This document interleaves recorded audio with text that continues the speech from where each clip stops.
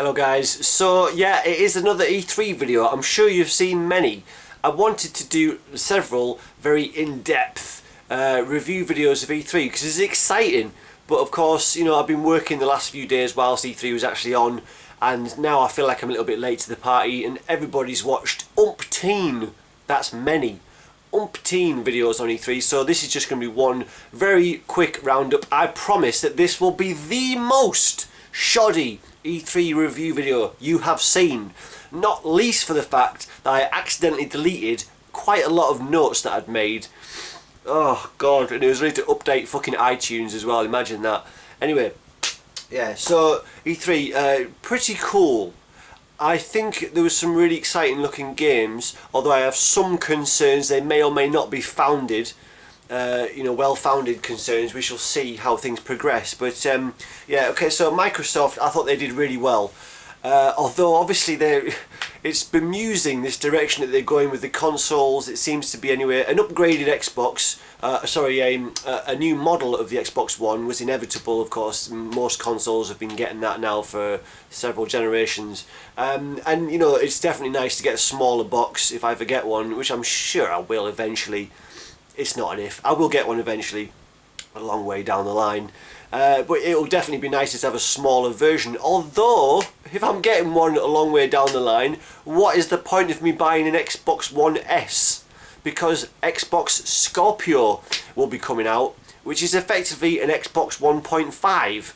Which, again, all of this is just making the choice of the name for that console even more ridiculous. You know, the rationale for it originally was that the marketing bods had sat down and thought, oh, this is the one box you need for your living room. It does everything. It does the movies, it does the TV, it does the games, it does the music, it does the internet. Maybe, probably in some restricted way. It's the one box you need. Xbox One. And yet there are now 3 versions of it. And the second version, the 1.5, is better than the 1.1. So if you really want the best one, you need the 1.5. Don't bother with the 1.25, which is the 1S. That's kind of pointless unless you haven't got one yet. Unless you just want to upgrade because you've got more money than sense. Yeah, it's all a bit bizarre. I don't really like this direction that consoles are going in. And, you know, I think it was the Xbox conference, or was it the PlayStation conference? One of them had the temerity to even make the point that you know, that consoles are a fixed state medium. It might be the Sony conference, but both companies seem to be doing this 1.5 version of the consoles. Sony didn't talk about that though. The Project Neo, they didn't talk about that at their conference, which is a little bit disappointing. But I guess in terms of hardware, they already had the VR helmet to sell there, so they probably didn't want to squeeze too much new tech. Too much hardware into that, so that's fair enough. But yeah, I think it was Sony who mentioned that, you know, that consoles are a fixed state medium. Not anymore. No, if you want to play consoles and you want the best version of the games on those consoles, which of course everybody does, you're gonna have to buy several different versions of that console. I don't like it. It doesn't sit well at all. It really doesn't. And you know, they're promising that all games and all content's going to work on all of these all devices equally. It's not going to be equal.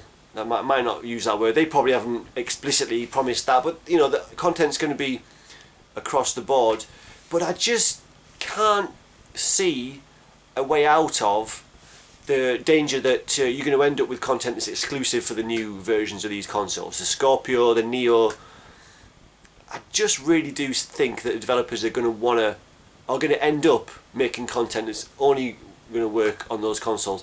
Or if not, that it'll only work, that it'll only be really enjoyable in the way that they want it to be on those new consoles. I mean, I'm thinking about VR really here. It's something I'm really interested in. Not everybody is, but I'm pretty excited about VR. That's a new thing. That's a new. Well, I say new. The first time I ever went on virtual reality was 1993, I think, 1992, when I had to go on one of those huge units that they used to have back in the day.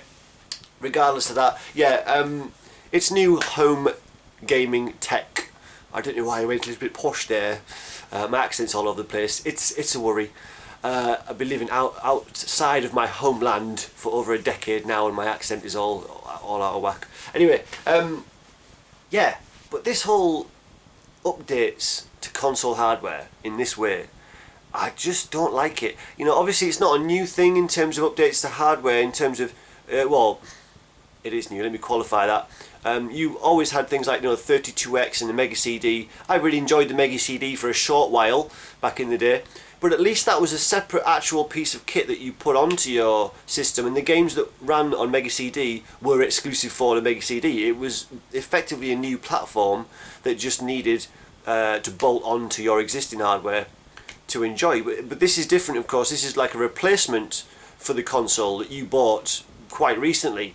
So yeah, it really is sort of making those 40, for the PlayStation, those 40 million PS4s are going to become, if not redundant, at least undesirable compared to the updated version, if and when that materialises. And same with the Xbox One. That name choice, man, is looking more and more ridiculous all the time. It looks like two consoles bolted together. It was never the one box you need anyway, because most people would need separate TV boxes to run through the Xbox and that kind of thing. And now you've got the One S, and then you're going to have Scorpio. Let it go, let it go. It's just bad marketing. Doesn't matter. I shouldn't really be complaining, personally, because as somebody who's not jumped onto this generation, as somebody who explicitly plans to wait quite a while before I do, it doesn't affect me. You know, I haven't spent 300 quid on an Xbox One or a PS4, so I will be free to get those new versions later down the line, and that will benefit me. But then if there's going to be an Xbox 1.55, I don't know what they call, something post Scorpio, that would piss me off. I'd say that's unlikely that would happen. An even further iteration to the Xbox family, the Xbox One, sorry, family. But yeah, I don't think that will happen. But then, like, I wouldn't have thought this would happen. I would not have foreseen this happening. This incremental update to console hardware. So with all that said, pretty excited about a lot of the games that they showed. I'm not going to go down them game by game. Not because I've lost my notes, but you've also watched several videos on E3 anyway. So I really just wanted to kind of say hello, hi, and I'm going away for a couple of weeks. I won't be making any content. Not that I have been recently. Yeah, that's a pointless thing to say, really, isn't it? I've not been very active at all on the channel. Yeah, work, tiredness, apathy, combining to make a perfect storm of no videos. But I'm going away for a couple of weeks. I'm going to go to Glastonbury Festival, which I'm quite excited about, although the weather currently is not making me happy. I've got everything crossed. Fingers, eyes, I can't do eyes. Everything crossed for sun. It's so much better when it's dry. Anyway, back to E3. Yeah, pretty excited about a lot of the games. They all look amazing. The games are starting to look like next gen. You know, this happens all the time, I guess. You know, same with the 360 generation, same with the original Xbox. At the start of a console's generation, your devs haven't quite got to grips with the technology. They're not squeezing everything out of it, so the games look a little bit under par in terms of what you would expect a new generation to look like. They are starting to look friggin' amazing. So I just won't mention that for any of the games if I do remember specific games to talk about, because they all look fucking beautiful. It's just getting ridiculous. Yeah, a lot of gritty, kind of realistic looking games. I like fantastical games, you know, and there are some games set in fantastical locations and such, but in terms of the gameplay mechanics, you know, there's a lot of similarity between gameplay mechanics. It's a lot of, you know, cover shooters, open world style third person adventure games, that type of thing, but they look great. I'm going to really fail to mention the games that sparked me interest here. Like I said, I've been lost my notes, but yeah, Microsoft didn't mention HoloLens, which I was surprised by, and they also that kind of forgotten project now, that whole room glow thing. What was that even called? I can't even remember now. There was some technology they were showing a while back where the whole room had a projection of the game sort of thing. That's kind of died a death, or nothing's been heard of that. But yeah, HoloLens, nothing about it. But I thought they did pretty strongly with the games. Sorry, terrible, I know. PlayStation 4 conference was, yeah, even better. Games look brilliant. Last Guardians has got a release date, happy about that. Yeah, a lot of this stuff, there's several games that were shown at last year's E3 as well. So you've got, you know, further updates, another year down the line of games that are still not out yet. It's hard to remain excited sometimes, for, you know, with that going on, but they do look cool. One thing I'm sort of worried about with the games, really, although this might be completely unfounded, this might be a consequence of the selection of the portions of the games that were shown.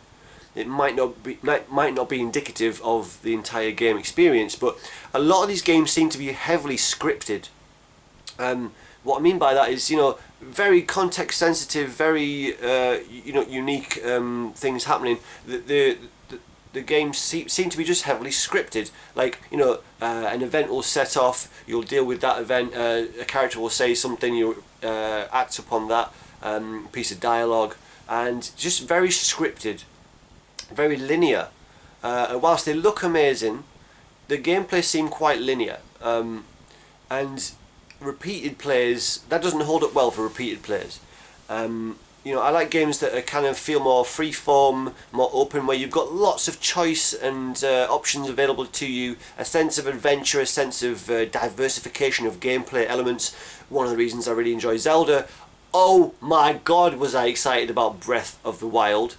Yeah, the new Zelda game looks fantastic, and that really highlights you know, this thing I'm talking about, is that game really did seem very open and freeform. It's open world, there's a lot of freedom, you can go anywhere that you see, you can traverse the landscapes far more freely than you've really ever been able to do before.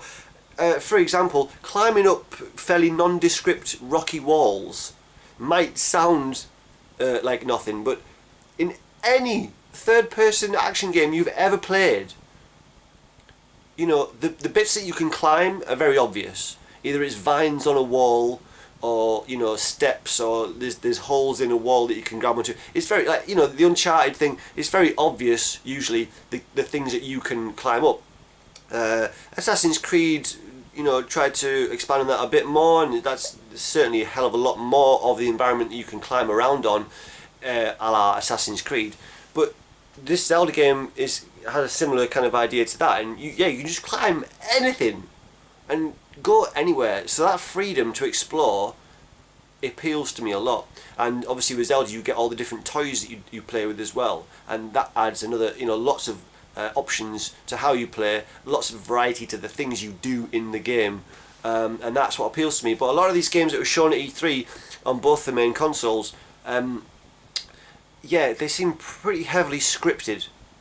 Whilst they look amazing and the fight mechanics of these games look fantastic, you know, it might feel very linear playing some of these games. Again, that might be a consequence of the portions of the game that they showed. You know, opening levels, tutorial style game, parts of the game. It might be because of that. Who knows?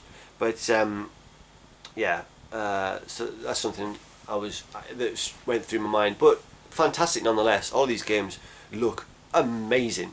But yeah, they are going further down that kind of moviefication of video games. You know, the Last of Us style thing, you know, kind of thing. Yeah, just quite a movie feel to the way the games progress, sort of thing. Yeah, but fantastic technology behind the visuals and such. Yeah, we shall see. PlayStation VR, I am excited about it. Apparently 50 games going to be available to play at launch, and a lot of the big you know, AAA titles are going to be playable in VR, so that's really cool. I'm happy about that. Things like Resident Evil 7, which you know, you didn't see a lot really of, just walking through a spooky house. Again, looked fantastic. Not too much indication about the gameplay, but maybe that's not a bad thing. You know, I don't really want to see too much of a game before I get it, before I play it, really. I know that's kind of a double-edged sword. How do you know if you want a game if you haven't seen anything of it? Yeah, it's a fine line. It is. It's a fine line, but I really don't want to see too much of a game that I'm interested in because I want it to, you know, be a surprise. Which is why I had to stop watching the Zelda, you know, footage. You know, Nintendo's Treehouse was, if you don't know already, was almost exclusively just this one game. And although they said they were only showing a very small portion of the game, I just didn't want to see too much of it. I really don't. I want it all to be fresh when I finally get my hands on it. So I stopped watching after a few minutes, to be honest, but it was enough for me to know that I was goddamn impressed by that game, and it's taken a while to get there. You know, every Nintendo console needs its own dedicated Zelda game. This is going to be one of the last games released on the Wii U. Apparently it's also getting released on the NX. We shall see. Now, we don't know. Maybe they said, like I said, I didn't watch all the footage, so maybe this was explained later on in the Treehouse. But I didn't see if this was NX footage or Wii U footage. Now, you'd think that they'd want to show the best looking version of the game, which would suggest they show the NX version, because surely that's going to be a HD version or whatever, better looking HD something, whatever. It's surely going to be a higher powered version of the game on NX. So it was that NX footage. Was that Wii? If it was Wii U footage, it looks beautiful. The Wii U, yeah, is capable of knocking out some gorgeous games, as we already knew. But this Breath of the Wild looks gorgeous. One thing I was a little bit annoyed by, though, was the fact that some of the gameplay seems to be hidden behind a paywall, in so much as amiibo gameplay elements. Now, if you have, there's two paywalls actually. If you have the Zelda remastering of, fucking mine's gone blank. Jesus Christ, my mind has gone totally blank. The recent remaster Zelda game. Fuck me, I've got, yeah, with the Triforce Tattoo, forgetting the name of a Zelda game. Imagine that. It's disgraceful. Twilight Princess. If you have the HD remaster of Twilight Princess and you finished a certain part of the game and you get an amiibo and you you know, touch it on the gamepad after completing a certain section of Twilight Princess, you can then touch the amiibo in the Breath of the Wild and you get the Wolf Link as a companion. Now that looked brilliant fun. It looked too good a gameplay feature to hide behind two paywalls. You need to buy another game and an amiibo. I know you can get them together, but maybe you didn't. Maybe you bought them separate. There's two things you've got to buy to get this content in the new Zelda game. That kind of pissed me off. Now, we don't know whether or not that content can be unlocked through achievements in that game. I doubt it. I highly doubt it. You know, it wouldn't give you much incentive to go and buy those other things, would it, otherwise? But it looked too good to have this wolf companion going through this world with you, to go on this adventure with you as a companion throughout this fantastic adventure, and being able to utilize it in certain ways, sending it off to hunt, sending it off to do other things and and battle and such. It's too good a gameplay feature to hide behind something as obscure as needing another game and an amiibo in order to get it. But obviously I'm going to do it. It will be the first amiibo I have ever bought, and probably the only amiibo I'll ever buy. But I will definitely be getting that, because that looks too good to miss up. It looks like you wouldn't be getting the full experience of that game without that content, which is annoying. Don't like to see that. But yeah, that's what they're doing. So they didn't show anything else. They showed a Pokemon game, that was it. Of course, Zelda holding back for their own conference later in the year to talk about NX and other stuff that's coming up. So that's fine, we can wait. There's plenty to be getting on with. But yeah, I'm all over the shop here, and it's sort of intentional. It's not intentional. I lost my notes. E3 looked amazing. Yeah, lots of fun coming up. I don't have either of those big of the main consoles, and I won't have for a long time. which will give me chance to see which of these games comes to fruition and fulfills their potential, and which are damp squibs. So it's a win-win situation for me, I guess. I've just got to be very patient, which is easy because I've got a shed ton of games to get through. So that's fine. So that is my quite rubbish E3 video. Not anything like it was intended to be. Post loss of notes. But that's it. You've watched loads already anyway. You know about all the games. You already have an opinion on everything. You just watched this video because you like my face. And why would you like my face? It's fucking ridiculous. It's alright. I'm over it. It's fine. I've had a long time to get used to it. Yeah, so I'm going to Glastonbury. I might put one other video up before then and such. I will see you after and might have some footage from it. I say this every year. This year I really wanted to do some VR footage, but it's just prohibitively expensive and potentially dangerous and potentially fraught with problems, i.e. storage of clips, charging of devices. Wouldn't be easy at all to take VR footage at a festival. But I really want to do it. It needs to exist. If I don't do it, somebody needs to do it. Just that you could walk around Glastonbury, or be taken around Glastonbury rather, or be in Glastonbury, if it's a fixed point, forget it, in VR. It would be brilliant. I'd love that. Because I spend all year waiting for it to come around. If I could sort of go there throughout the year, it might ease that wait. But yeah, alright guys, I'll see you later. Sorry.